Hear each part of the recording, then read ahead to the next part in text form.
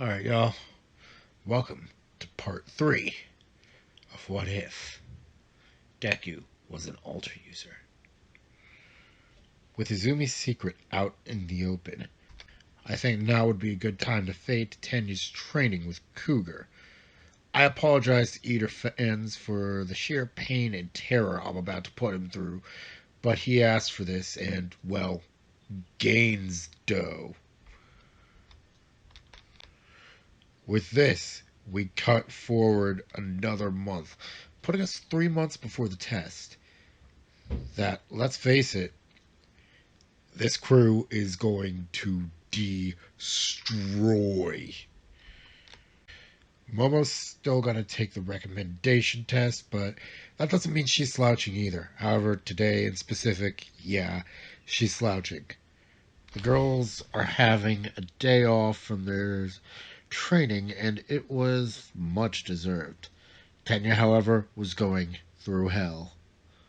Run, bitch! You know the drill. 100 laps around the estate. Your first lap can't be your fastest, and your last lap can't be your slowest. If either are, you are doing it again. Cougar is a harsh master when the Holy Trinity knew that. I should probably tell you who the Holy Trinity is, but I think you've guessed. It's Izumi, Katsuki, and Hikari. So, I'm going to tell you this now. Tenya is not just flat out running. No. That would be way too easy. I don't exactly know what the getup was called, but I've seen this in multiple anime. It's just this one specifically it comes to mind. In Dirty Pair, Flash, not the original. There was a volleyball episode that was mostly fan service, but in that episode, they were made to wear restrictive training gear that either made it harder to move or made your muscles do the opposite of what you wanted them to do and you had to work against it. He's wearing something similar to that, along with a weighted version of his hero suit. So, slight flex. On the first day, Tenya was having problems with, well, the suit. Not the suit, the gear. He was having problems with the gear. Now, this is where all three of the girls, I'm not going to say they outdo him because they had to do 100 laps as well, and they didn't do them anywhere near as fast as Ida since frigging super speed, but they did relatively better considering their constraints. But in doing this, they also low-key showed Tenya how to move. But then again, these girls ain't normal. Momo tried it once. She's never doing it again. Now to be clear, unlike the girls, every time Tenya gets better and adapts, Cougar is increasing the tension, and he's also low-key enhancing the weight of the suit. Is horrible, but it will net Tenya mass gains in speed. Gains that he wouldn't get working with All Might. Toshinori worked out a schedule with Cougar on when they'd train Ida respectively. Tenya would be training for 4 days and resting for 3. So pretty much it goes train with Cougar, rest 1 day. Train with All Might, rest another day. Train with Cougar 1 day, train with All Might next day, rest, and then repeat. Now, some of you are probably thinking, won't you break him like that? That's the point, to make him surpass his limits. If Tenya Ida were saying the point in this would be to abuse Zenkai boost, but since he's not, you get the point. Tenya has been able to go at about 300 miles per hour since his training and has gotten twin turbo to last far longer. For your visual purposes, when his external exhaust pipes start to glow red, that means he's got about 30 seconds left before he is done. Increasing his speed is a slow climb. Now, I don't know if you've ever heard of the interval training insanity. This is not that at all. Oh, by the time of the test, Tenya will have developed something similar to shoot style called Nitro Boost to continue the motif of sports cars, but that is for a later day. I won't say it again, Tenya. Beat feet, boy! Cougar is running backwards while wearing a similar getup and is using his altar on his legs only. Cut to Midoriya pool to see the girls watching Tenya's training while lounging at the pool. I'm not going to go into great detail on their swimwear, but let's just say that they're wearing would turn some serious heads. Hold up. You're telling me you got Tenya to agree to that? Izumi is laughing hysterically. He was stiff as a brick. I love him, but he was so out of his element, it was insane. I'm gonna take over here and tell you what went down. Most guys with girlfriends will just say, yeah, so. But this is Tenya Ida we're talking about.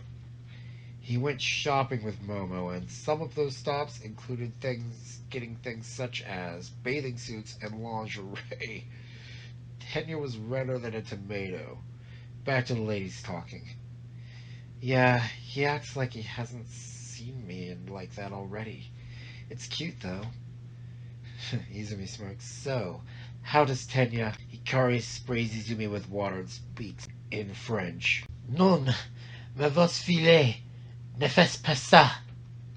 That's right, she's half French.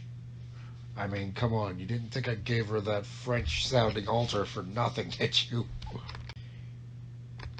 But back to the story. Izumi laughs a bit at Hikari treating her like a bad kitty. Momo gave Hikari a look of thanks, and they got back to their relaxation. A fifth member sat down on the lounge chair while holding a stopwatch. Daddy's really putting Sarita through the ringer. Also, he's running short on time, my ladies. Mei Hatsume informed her lady and Momo. Izumi nodded and turned to see a bikini-clad Mei. That rare sight put a smile on her face. Mei spent the majority of her time in the manor's garage, which doubled as her lab.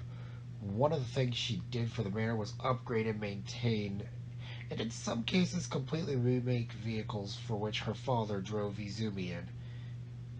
The one she's most proud of is a refurbished 1967 Chevy Impala that Izumi would go out in for special events. Izumi actually helped her put that one together. That project also got her a little extra time with her lady, and she wasn't complaining about that, not at all. Izumi was pretty awesome. Tenya, on the other hand, was now running like a madman from a cougar that was armed with an SMG loaded with special bullets. Wondering how he got the gun? House Midoriya has a massive amount of pull, especially since the remaining lord and lady are knighted. Now, I'm pretty sure that knighting isn't a thing in Japan, but for this, let's assume that it is. Either that or consider what I just said earlier. They have the ears of the nation's most valuable politicians. In other words, don't frack with the Midoriya family. Tenya did not want to get hit by those bullets again. Armor or no, he knows full well that is going to hurt like a mother. That's when Cougar ran ahead of him. Tenya tried to push further, and that's when he reached his limit. Tenya had 30 seconds. Tenya had no choice but to exceed his limits or experience great pain. in two different facets. Cougar had the suit rigged to shock him, something fierce on his command, and that was something that he didn't want to feel today. It also helps that Momo is staring at him with great concern on her face. Izumi, on the inverse, was sure he'd just barely pull it off. Momo doesn't know about One for All after all. Tenya pushes past and uses 30% and makes the lap just in time. Izumi is glad she didn't have to press the button that Straight gave her. Straight removed all equipment from Tenya, leaving him in nothing but his boxers, and made to the pool. "Ma'am, I believe this belongs to you. Tell him he's done for the week when he wakes up. How'd he do, kitten?" Straight asks his daughter, who, by the way, goes by her mother's maiden name. May answers with 1.5 hours. He was going at about 300 miles, and the Midoriya estate is huge, so that made Straight whistle a bit. Izumi was about to summon a butler capable of carrying Tenya, but Katsuki steps in. "I got this, Momo. Follow me, if you please."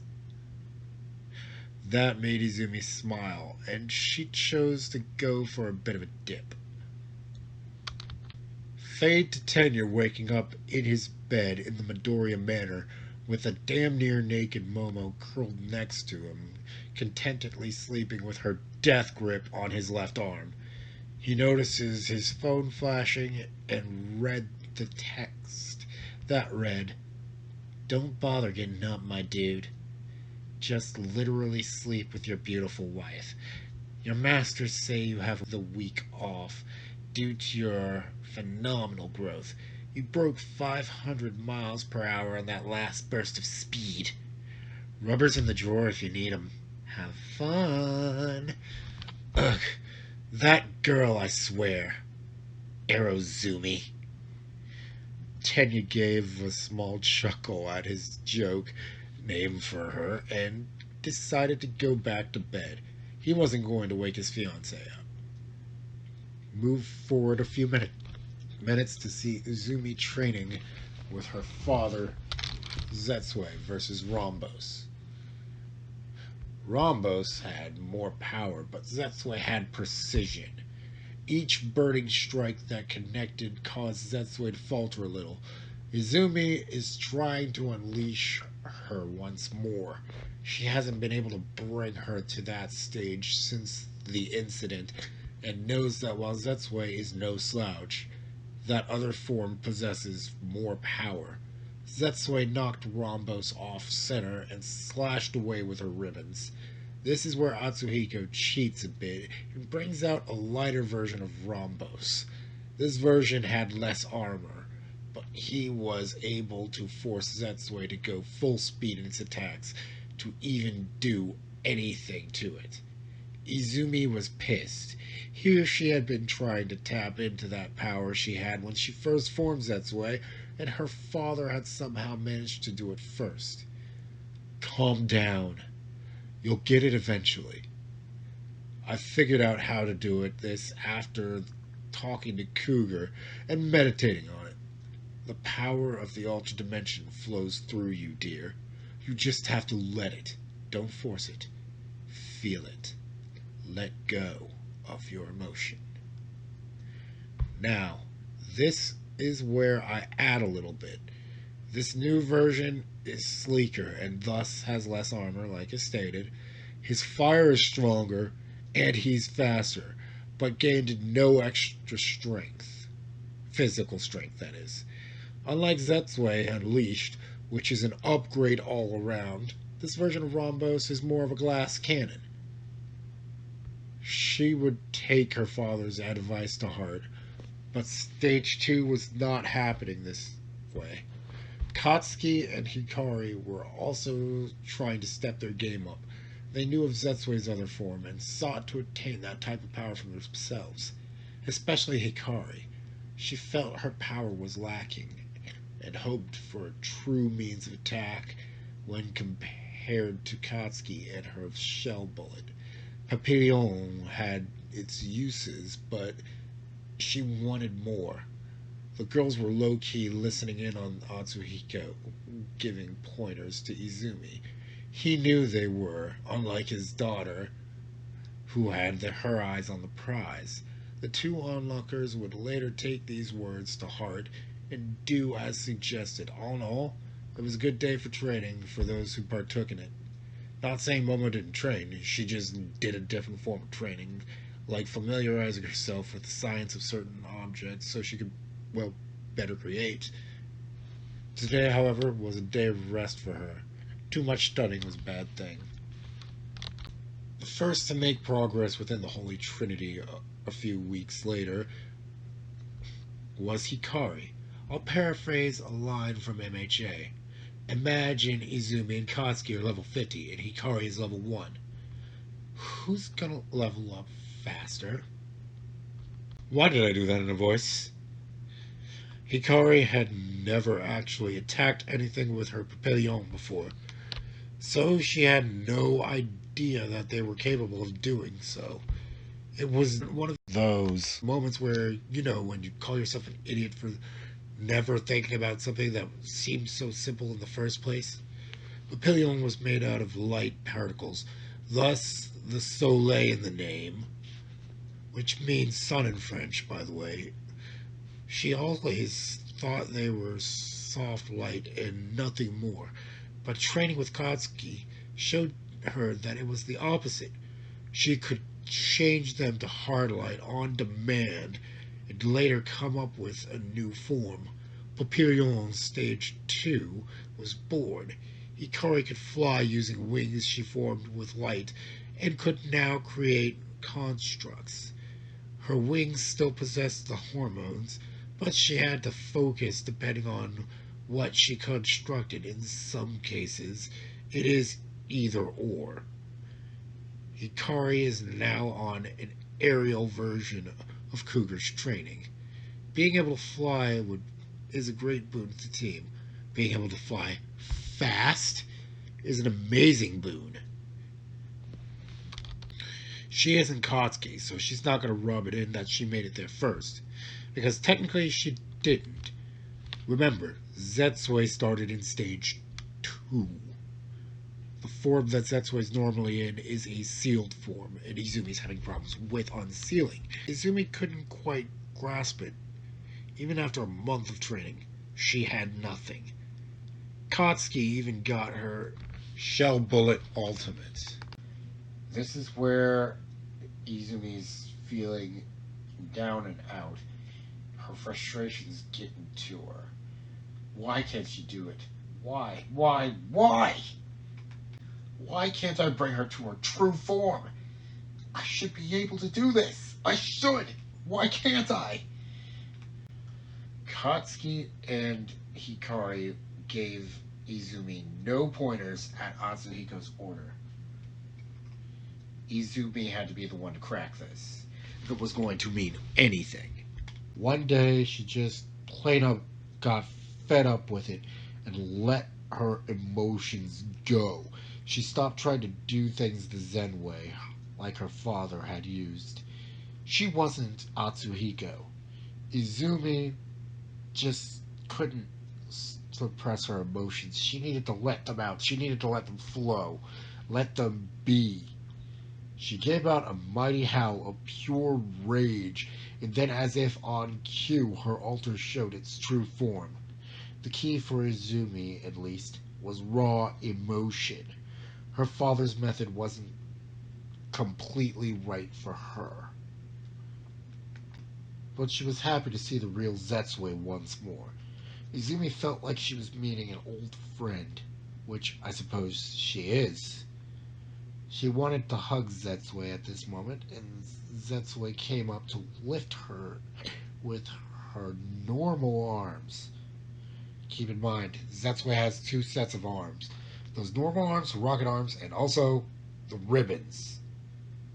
Let's not forget the tail, but that's another day. That's another point. We fade to a small area which you shall know as Atsuhiko's pad. It's his not his room, but where he goes to chill. It's one of his favorite areas in the house. He had been watching her on monitors. And so had Mitsuki. Good job, baby girl. Good job. Atsuhiko said his praise and drank his wine, while Mitsuki cuddled next to him on the couch and sighed contentedly.